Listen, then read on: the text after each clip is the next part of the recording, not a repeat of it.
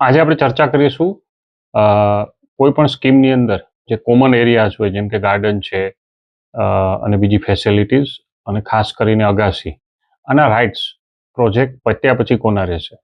તો આ બધા જ રાઇટ ઉપર સોસાયટીનો એટલે કે એસોસિએશન જે બાયર લોકોએ બનાવેલું એના રાઇટ્સ રહેશે અને એ રાઇટ્સ કોઈ પણ સંજોગોની અંદર બિલ્ડર પોતાની પાસે રાખી શકશે નહીં.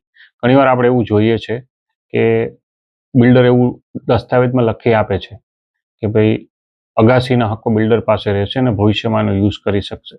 તો આ કાયદાની વિરુદ્ધ છે અને કોઈ પણ સંજોગોની અંદર બિલ્ડર અગાસીના રાઇટો પોતાની પાસે રાખી શકશે નહીં અને જો લખેલું પણ હશે તો એ લખેલું ખોટી વસ્તુ લખેલી છે એટલે એનું કોઈ પણ કાયદાની અંદર એનું કોઈ પણ વેલિડિટી કે અથવા લીગાલિટી રહેતી નથી અને ક્યારેય પણ એ અગાસી પર પોતાના રાઇટ રાખી શકશે નહીં. ઘણીવાર એવું બનતું હોય છે કે બિલ્ડર પોતે કોઈ પણ મોબાઈલ કંપનીને અથવા કોઈ પણ બીજી રીતે એ સદર અગાસી બીજાને ભાડે આપી દે કે એનો વપરાશ કરે છે તો એ કાયદાની વિરુદ્ધ છે.